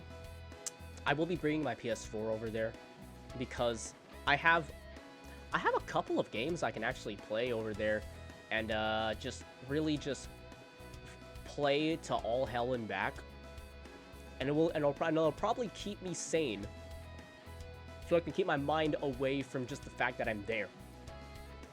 So I think I bought Dynasty Warriors. Well, actually, I didn't buy Dynasty Warriors. I bought Warriors Orochi 3 Ultimate because, like I said, Warriors Orochi 3 Ultimate is probably the best Warriors game to come out in the series thus far. So I just started with that game, so I can probably I'll probably spend a lot of time playing that over like over there. So I think I should be fine even just playing that game, but just in case, I also brought my Switch so I can play Monster Hunter. Not Rise. Well, actually Rise I can still play, but I also brought Generations Ultimate. So I have a choice. I am sad that I'm not able to play Frontier. I'm not sad I'm not able to play Monster Hunter Frontier until I get back from this training course. But while over there, I can play alternate Monster Hunters. Probably, I don't know about Rise because I have it on PC, so I want to make sure that I start Sunbreak on PC. But I can play GU, Generations Ultimate, even though that game is absolutely insanely busted. But not to the bustiness to the bustedness that Frontier was. Frontier. God, I still want to play Frontier. I still want to play Frontier. But, I don't know. I don't have it in me to game, like, tonight. After talking so much, I don't think I have it in me to game tonight. But I will probably game as soon as I get back. I don't know what I'm going to play when I get back, because when I get back, oh man, let me tell you, when I get back, it will literally be 2 weeks. I have 2 weeks to prepare in Monster Hunter Rise until Sunbreak. And when Sunbreak drops, can I just vent a little bit? Why is Longsword so good in like Rise? Why is Longsword so good? Let me go to like the Sunbreak page. Let me go to the Sunbreak page. Like, look at this shit. Where is it? Let me go to the Steam version. No, apparently, like, weapons. There you go. No, apparently it's, like, Portable Team showing their absolute complete bias to Longsword right here. Like, Longsword, man, Longsword is just...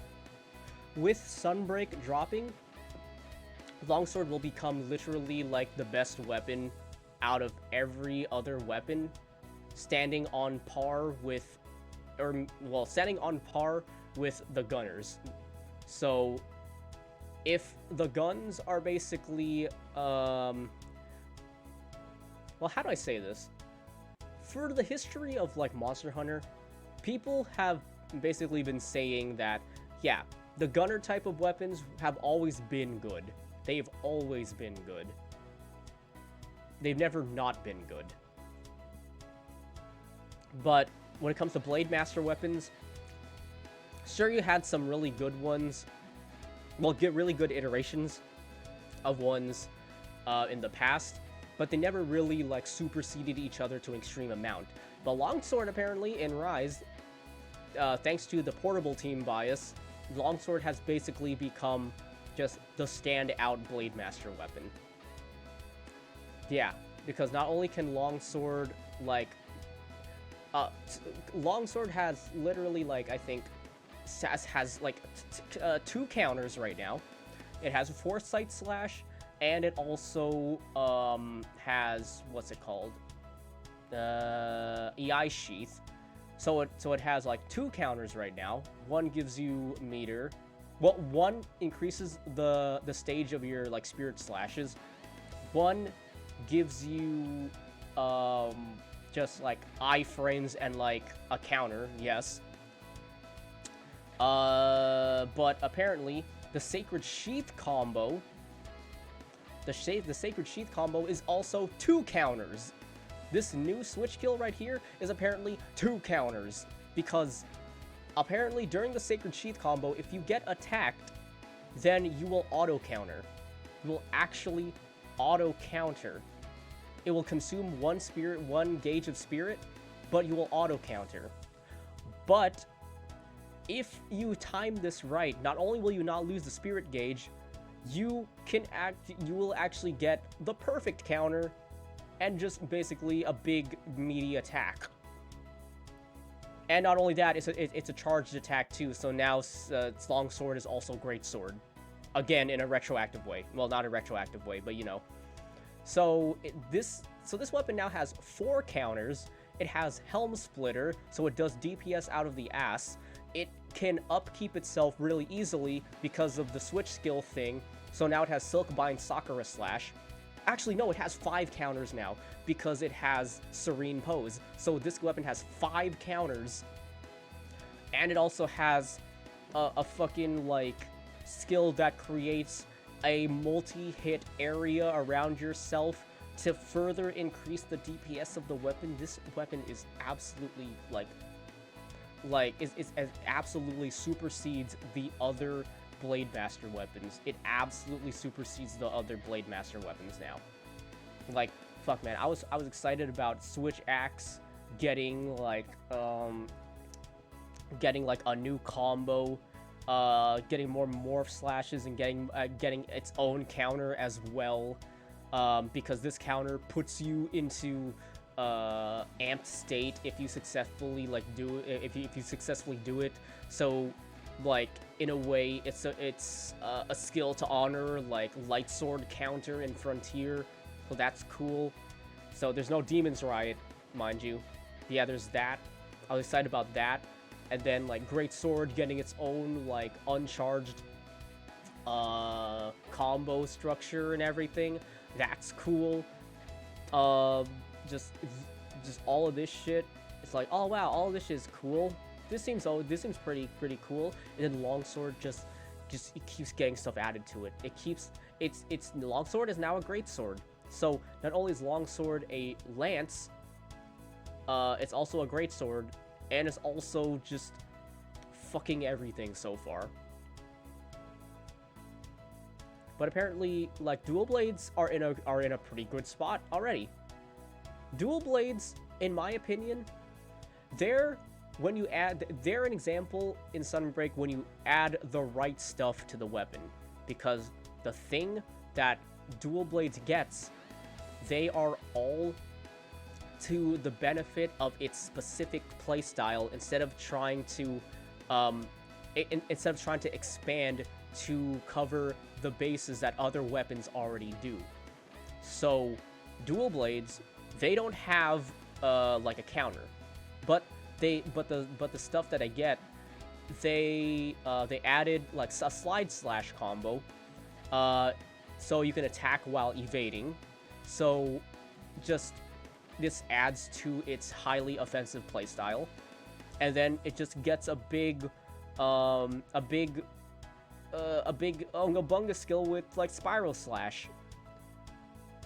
Yeah, this is literally just a big attack.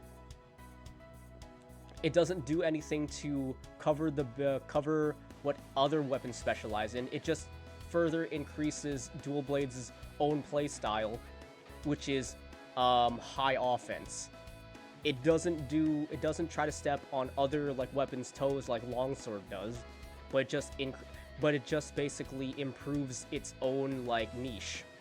So that's how you do Dual Blades right. That's how you do a weapon right.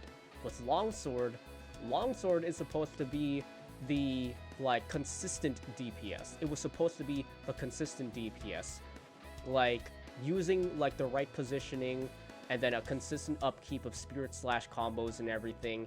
That was what Longsword was supposed to specialize in. But now it can just counter as well, and it has very big burst options.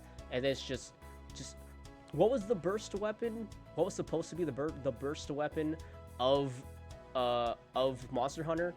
It was supposed to be either like Hammer or Gun Lance or like Greatsword, right?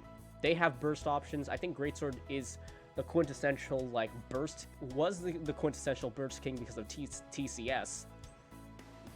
You have the Hammer being the KO king, and then Gun Lance.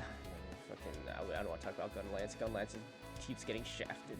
Gun Lance, I guess could also be like the consistent DPS as well because of the shelling. But then again, shelling is kind of borked in Rise 2, so I don't really count it as that. But yeah, this guy was supposed to be the KO king. This guy's supposed to be the burst king, and this guy here is supposed to be the counter king. This guy here is supposed to be the high offense, like high DPS, high risk type of guy. And then this is supposed to be the aerial dude. Like, each weapon had their own niche. Longsword covers several niches, and that's not how you balance a weapon compared to other weapons. How you add it to Dual Blades, that's the correct way to do it. You enhance the playstyle of the weapon. You don't have it try to cover other weapons' bases. I mean, shoot.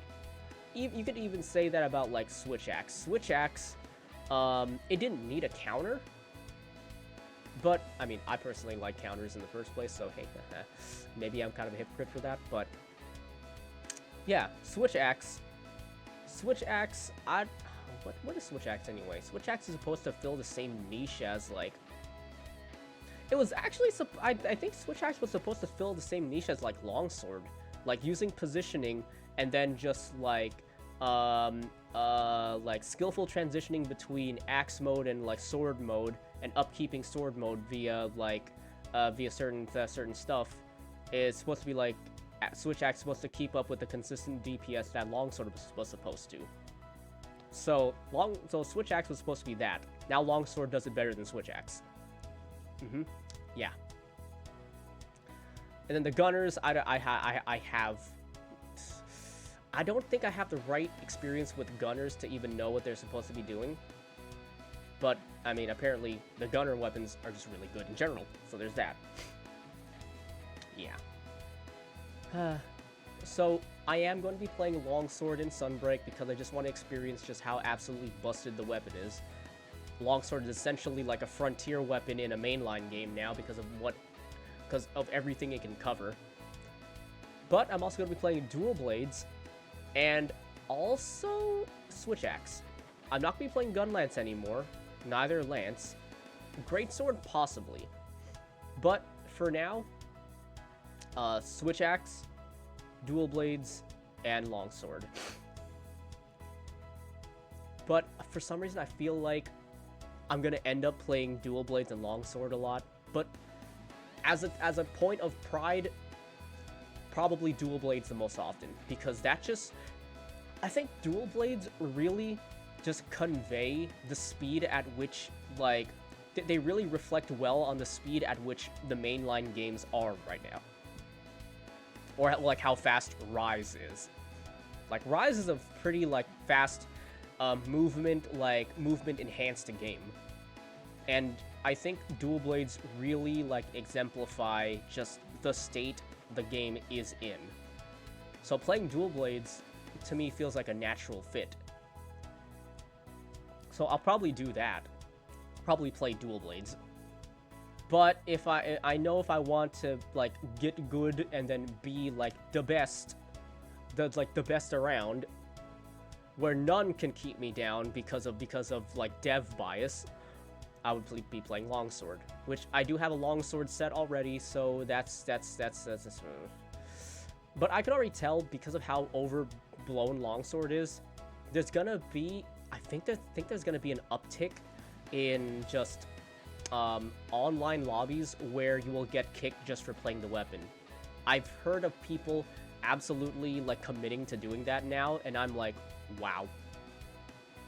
If it actually becomes a common thing, then I guess go in with one of these other weapons and then switch to Longsword like mid quest or something, as soon as the quest starts, when everybody is totally ignorant of the fact that, hey, you just switched your weapon. Because I don't think a lot of people online really notice when other people switch weapons. But you can do that in Rise. You can go into your tent and then switch the weapon. Which, hey, if people are going to start kicking me for playing Longsword, then I will go in with one of these other weapons and then switch to it mid-hunt. Yeah, I'm just going to do that. But yeah, that's for when the 30th that's for when the 30th drops. I will be playing Rise a lot more once I get back and actually building like Dual Blade sets. Even though Dual Blade sets, because they're element based, this is gonna take a while. Dual Blades are gonna take a while to build. Good lord, it's gonna take so long. Man. Especially when you have to get Rampage mats, because man, playing Rampages solo is just gonna be so boring. I'm glad they're like nixing Rampages for like Sunbreak. Rampages was not like a well executed idea. Yeah. Or I could just, I could always just sit well with just a with like a raw set and have that carry me for a little bit. I could always do that. But yeah. I'll do Switch Axe, Dual Blades, Longsword. I'll build sets for those when I get back. And then I'll probably build a set for, like, Greatsword. Or maybe I do already have a set for Greatsword. Who knows? Well, maybe I'll build a set for Heavy Bowgun because of Crouch Fire. Because Heavy Bowgun has essentially committed to piercing ammo. It basically has committed to piercing ammo now. Because of stuff like Setting Sun and Crouching Shot. Yeah. So yeah, I'll probably build like a gunner set using Heavy Bowgun as well. I already have a light bowgun set, I think, but Heavy Bowgun, we'll do that. Okay, so that's my plan for like Sunbreak. That is my plan for Sunbreak. Oh, and it looks like with the time. Yeah, looks like it's the end of the stream. I didn't even play any games this stream, but it was just a bunch of just talking, and that's kind of nice to have once in a while. Not gonna lie, it's kind of nice to have a just talking stream once in a while. Like I said, I do like talking now, and I have a lot to say. Maybe like a bit overblown and overwinded, but I'm okay with it. I'm okay with it so far. Yeah. But yeah, that's gonna be it for the stream. Thanks for dropping by. Unfortunately, this marks, well, technically the 30th marks it, but I will be gone starting like the 30th, and I will be basically like be gone for, well, it looks like 3 weeks. 3 weeks, 3 whole weeks. Almost 3 weeks, I guess you can say. So, yeah, that sucks. I really want to I really want to stream. But, man, it just sucks that I can't. Like, I literally just can't. Until, like, after, like, the 18th. maybe I'll do like a stream once I return. But starting the 30th, I'll be gone for like 3 weeks. I will keep active on like social media and stuff though. I will keep active on social media. So I won't be super gone. I won't be super like ghosted on like social media and stuff. I will still be on there, like in when I'm at the training facility. But that's really the best I can do. Maybe I'll just give you guys updates on what's been going on. Yeah, maybe I will. Actually, is there VSeeFace for like phones or something? I don't think so. Plus, my phone wouldn't be able to handle it in the first place. That sucks. Man. Oh well. It is what it is. It is what it is. Hopefully nothing big happens while I'm away, because, my god, 3 weeks is just ample room for something big to happen. Look, honestly, could be, I mean, shoot, I'm just gonna throw it out there. What if, while I'm gone, fucking Hollow Stars EN gets announced, and then I have to just sit by, like, watching their debut streams while I'm either, like, in class, or I have to catch up with the archives after class? That would suck really badly. I hope they debut later on in, like, the year, because at this point, it's basically certain that there is going to be a Hollow Stars EN. There is going to be one. Now, are they going to be as popular as Hollow EN? Or are they going to be saddled with the, like, Hollow Stars, like curse? I hope they don't. I hope they actually bring more eyes to Hollow Stars. And I hope that the EN branch of things actually treats this branch in the way that the overseas, like, community would like them to be, like, treated. So, just obviously try not to instill any ideas of, like, separation between, like, the EN, the Hollow Stars branch, and, like, the main branches. Yeah, obviously don't do that, which I would hope they don't. It's not that they're going to have a policy against it. It's just going to be like, yeah, just I just don't want them to, like, instill any ideas of just, like, hey, separating yourself like that. Because, hey, it works for Niji EN. I mean, I would hope that, like, the analytics of HoloLive, of Holo production, are looking at Niji EN and thinking, yeah, we need to do things this way because that's, like, it's working out for them really well. So, yeah, if they do that, that's cool. That's cool. Yeah, do that. Do that.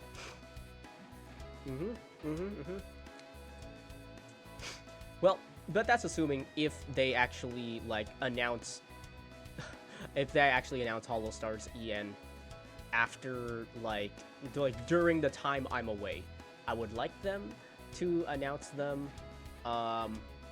when I get back so I can actually see them live. But hey, this is just me speculating. And hopefully it doesn't come to pass. But, well, that'll be it for me. I don't want to get into another tangent because I got streams to catch up with.